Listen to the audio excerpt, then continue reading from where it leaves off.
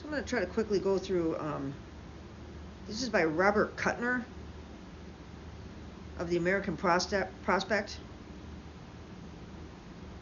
The headlines in the budget reconciliation bill that passed the House by one vote early Thursday morning are well known. Massive tax cuts for the rich, financed by crippling programs, cuts in Medicaid and food stamps, raising the federal debt by $3.3 trillion over a decade, and in turn spooking bond markets. But a lot of other mischief is buried in the fine print. Here are 10 of the worst. Number 1, crippling the courts. The bill, hiding behind the premise that it's an appropriations measure, prohibits any funds from being used to carry out court orders holding executive branch officials in contempt. This is designed to enable Trump and his officials to continue defying court orders. It is almost certainly unconstitutional if courts have the nerve to say so. Bonus for the tax prep industry. The Biden administration sponsored a direct file measure to allow taxpayers to save money by using a free IRS tool to file their tax return rather than paying commercial tax preparers. The program is now available to taxpayers in 25 states. This reconciliation bill repeals that program.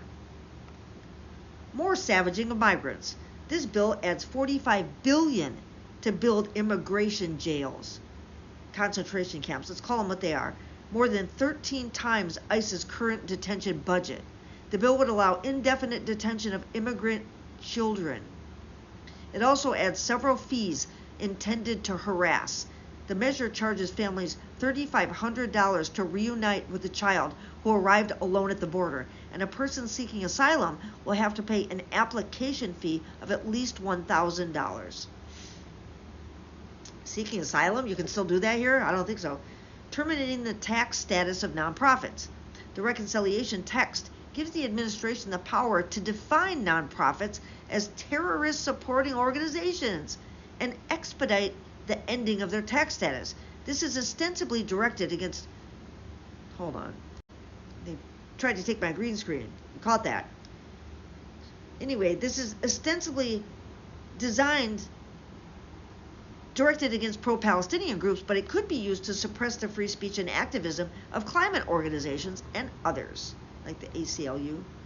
Blocking state regulation of AI. This bill prohibits any state or subdivision from passing any law or regulation regulating artificial intelligence models, artificial intelligence systems, or automated decision systems during the 10-year period beginning at the date of the enactment of this act. This might be the end of humanity right here. According to The Lever, the language could be stretched to block efforts by local governments to regulate private equity firms and other landlords using AI software to jack up rents. Gutting the estate tax. As if the current exemptions were not enough, this bill raises the no tax floor to a staggering $15 million for single people and $30 million for couples in 2026. So a couple could leave $29.99 million to their heirs tax-free. As recently as 2001, 2.1% of estates paid some tax.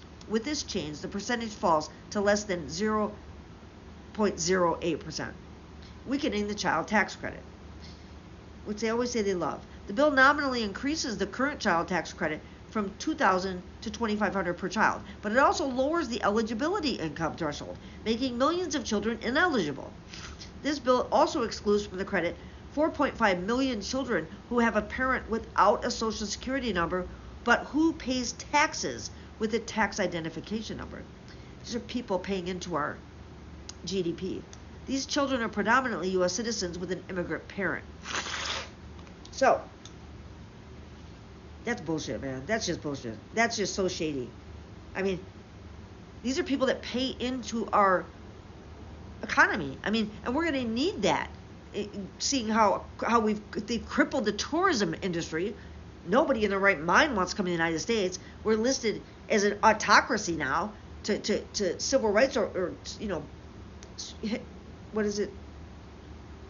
Human rights violations we have now because of this bullshit immigration. Savaging of immigrants is what he's doing. Anyway, these children are predominantly, well, I said that. Expanding school vouchers. This bill gives $20 billion in the form of tax credits to donors who give money to voucher schools. It also creates a tax shelter from paying capital gains tax to donors who give appreciated stock to voucher schools. These two provisions amount to a direct federal subsidy to voucher schools using wealthy individuals as a pass-through. This government support for voucher schools comes at a time when Department of Education support for public schools is being slashed. They want to just make these, white Christian nationalist evangelical schools into voucher schools.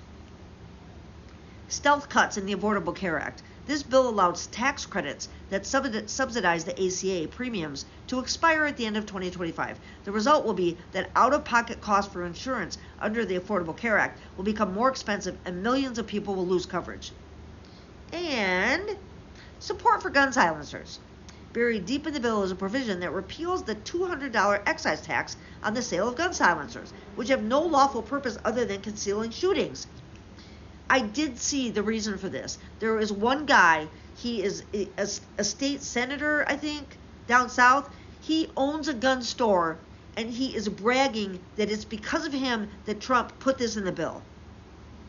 So, most of these measures violate the principles of the budget reconciliation progress, which holds that reconciliation is limited to budget and spending, and that ordinary legislation is not permissible. Many senators are unhappy with the House bill, and the Senate rules on germaneness are tighter thanks to the Byrd Rule, which holds that extraneous matters may not be included in a budget bill. As the House bill heads for the Senate, the circus will continue, but the bill will likely pass with most of the cuts intact. As the unpopular cuts bite, the Republican Party must be held responsible in the court of public opinion. Oh, that they will. That they will.